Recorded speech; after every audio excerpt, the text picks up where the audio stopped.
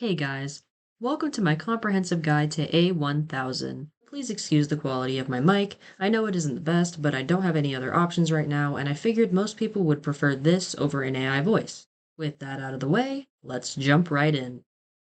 So, what is A-1000 anyway? A-1000 is a rare-ish achievement in Roblox doors. Getting it consists of going through 1,000 of the rooms, a subfloor in the base game, in one run. Possibly more doors than that, depending on how you get there. More on that later. If it sounds like a lot of work, that's because it is. Strap in. Now, I'm not a complete expert on this specific topic. All I know is that the rooms are getting revamped soon, and that's why I decided to go for the achievement and show you what I've learned. I wanted to get this guide out soon so everyone had a chance to give it a shot before the revamp. At this time, I don't believe we have an exact date or anything, so who knows? Okay, enough yapping. Let's get into the first section of the actual guide, getting to the rooms in the first place. There are two ways to do this, one being much simpler than the other. The first way is simply loading into the door's lobby and clicking the rooms and then pressing play. Boom, you're in. This typically costs Stardust, but at the time of this recording, it's completely free. This is the method I'd recommend for most people, especially if you're just starting out.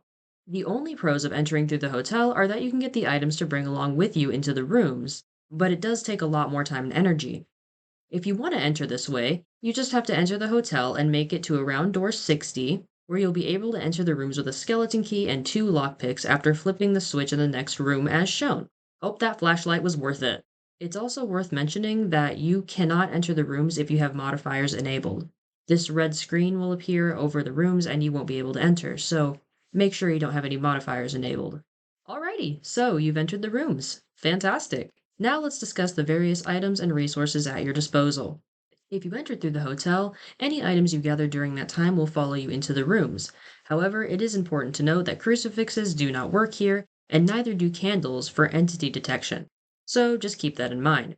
If you insist on getting more items from the hotel, I definitely recommend the flashlight and the vitamins as I find those to be the most useful. Now, if you entered the rooms from the startup screen, you will soon notice that you start with, well, nothing. Your buddy, if you have one, but nothing else. This is where the shake light comes in. You won't have any gold right away if you entered this way, but never fear. You can simply move forward and gather up 10 shiny pieces of gold, run back, and buy the shake light. Trust me, you're gonna want it later in the run. I recommend getting a different color skin for the shake light if possible, though. The basic green makes things a little hard to see. White, purple, and pink are my suggestions. Okay, now we can finally move on to the things you'll be able to find in the rooms themselves. The rooms have a chance to spawn 4 items: gold, batteries, bandages, and stardust. I'm sure you can figure out what each of those things does for you, so let's move on for now. Oh boy, now we're on to the entities the rooms will shove in your face, and I mean that quite literally. It will genuinely feel like they are attempting to assault you. First up, we have A-60. This one isn't that bad, he's essentially just another version of Rush from the base game. He will emit this sound cue, and then proceed to spawn behind you and attempt to rip your limbs from your body. To avoid this cruel fate, simply hop into a locker and you're home free. That's about all he does, at least without the help of A90. Speaking of which, why don't we move on to him? Ah, A90, the bane of our collective existence. I personally don't have much trouble with him, but it does indeed suck when he decides that it's a good idea to team up with A60 and bite your ass off, dealing a whopping 95% damage while the animation for getting in a locker is still playing. Apparently, he considers this to be movement, even though there is literally nothing you can do once you're getting into the locker and he shows up. Moving your mouse while inside of a locker also counts as movement, so don't get any bright ideas, Einstein. If he does hit you, try your best to gather band-aids to get yourself to full health again. If he hits you while your health is 95% or lower, he will kill you. To avoid his normal attacks, where he'll pop up on your screen, just don't move anything. Not your mouse, not your keyboard, nothing. Hands off. Luckily, there is a fairly simple way to counteract his more annoying attack, which I'll talk about later in this strategy part of the video. For now, just remember that he sucks major ass, and you will probably die to him quite a few times. Oh, and he also slows down the other entities while he's active, I guess, so at least there's that. Sometimes A90 will also simply decide he wants to screw you over, like he did to Think Noodles. So like this, I know, yep, see? No! Wait! My hands were in the air! So, yeah, watch out for that.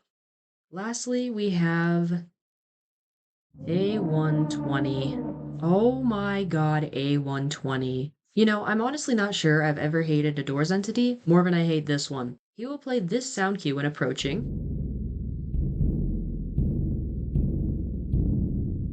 spawn in front of you, and attempt to tear you apart limb from limb. Hop in a locker to avoid him just like A60. However, not only does he have the ability to rebound like ambush, but he also searches the room for you depending on your camera angle. Take your time when dealing with him, and you'll be just fine. For now. Okay, now we get to talk about some of the most frustrating things about this entire excursion: room progression, burnout, and exit rooms. I like to think of the rooms in chunks. This helps me kind of build up an idea of what I'm rushing into. See what I did there? Please kill me. Luckily for you, you'll know what to expect.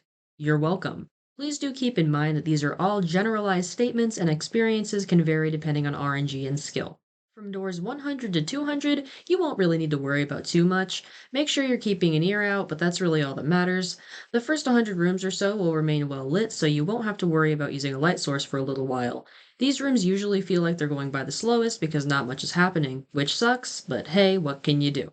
Also, keep in mind that the entities, yes, all of them, can spawn at any time, not only once you've hit their door. For example, A60 can still spawn before you pass door A60. Around room 200, things will become pretty dark, but nothing too serious. You may want to whip out your light a few times, but honestly, it isn't that bad. From doors 200 to 500, you will begin to experience the feeling of dread. Nearly every single room is going to be dark, forcing you to either shake your damn shake light till it can't shake no more, or use your handy dandy flashlight if you brought one. Entities will begin attacking much more often, and you'll need to start being a lot more careful while moving through rooms. My advice for this is to hop into lockers early after every door just to be safe. I'll cover this more thoroughly in the strategy section, but yeah, it's going to suck, and you'll probably start feeling burnt out around here. For your sanity, please take a break around door 500. There is no hide entity here, so you can stay in lockers as long as you damn well please. Just don't let Roblox's timeout thingy disconnect you. Wiggle your mouse every now and then, just don't be inactive for 20 minutes or longer. You'll regret it. From doors 500 to 1000, burnout and panic will truly begin to set in. You will quickly realize what's at stake, and that will put more pressure on you. The key here is to stay alert and not let your guard down, even though the game will attempt to make you do so by spawning fewer entities for a short while. Do not let it fool you, it will only get worse. And now for my least favorite part of all: exit rooms. Oh my god, do not even get me started. These rooms are literally the most heart attack inducing part of this entire challenge. When you hear this sound, that means an exit room is nearby. Typically, if we were sane people, we would utilize these exits to scoot our happy asses right back into the hotel. But, unfortunately, that is not what we'll be doing today. Doing so, however, will award you with the Back on Track badge if you don't have that already.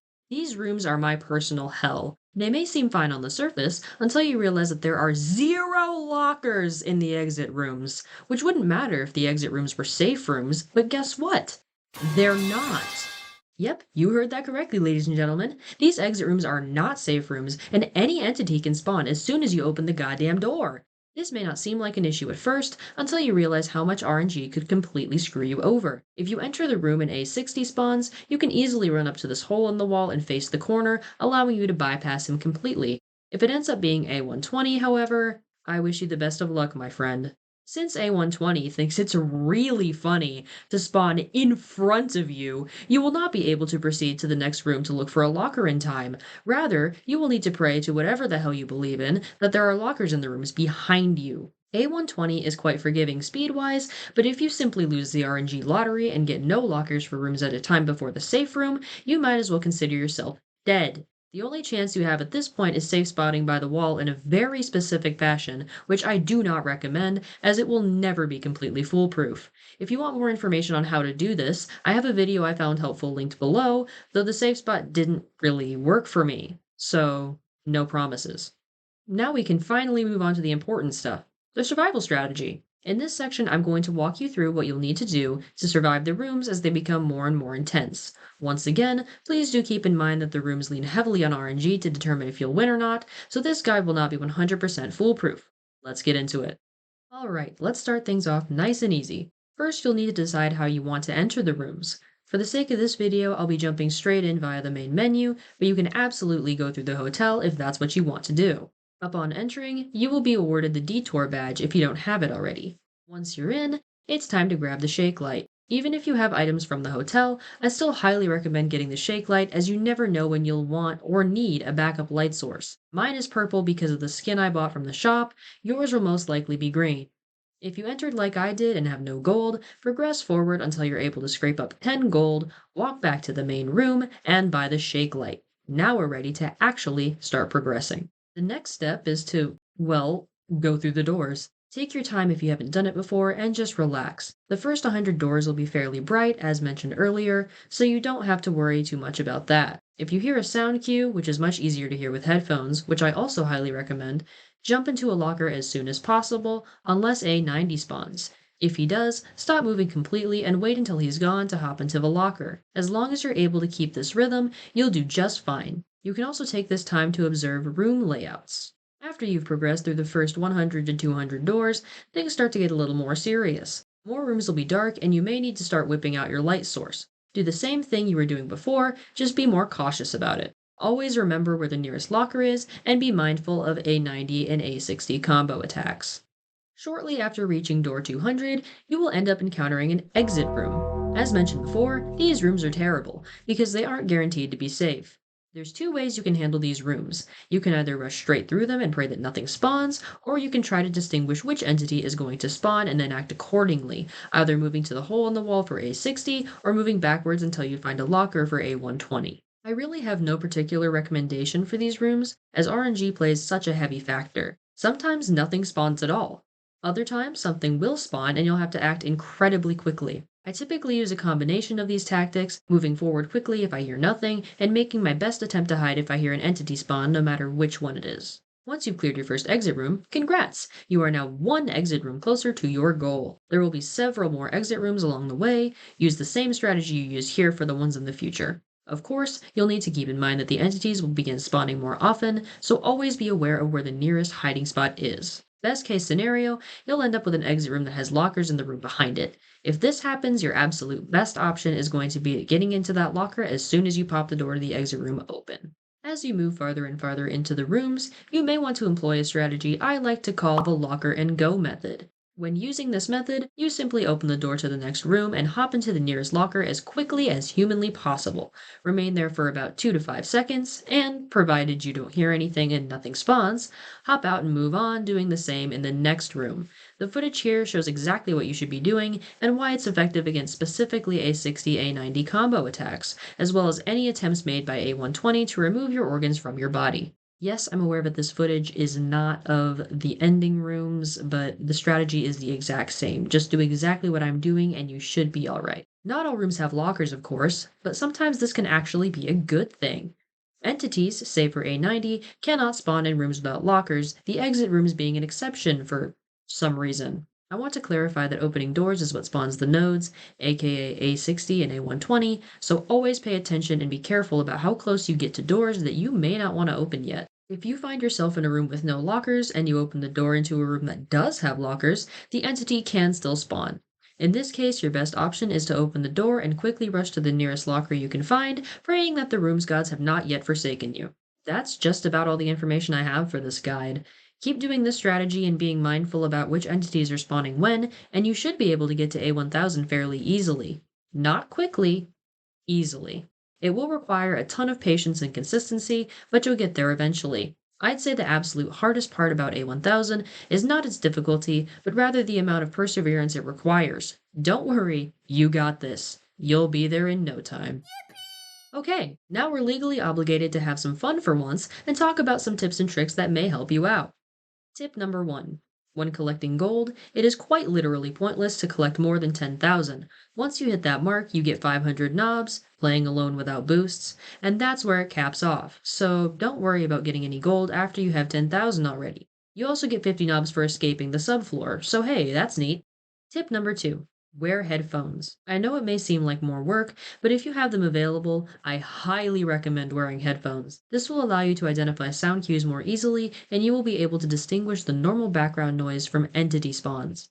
Tip number 3. Memorize the room layouts. By knowing which rooms have loggers and which ones don't, you'll be able to tell if an entity will spawn or not. This will naturally happen while playing, but try to familiarize yourself with room layouts as much as possible so you have the highest chances of survival.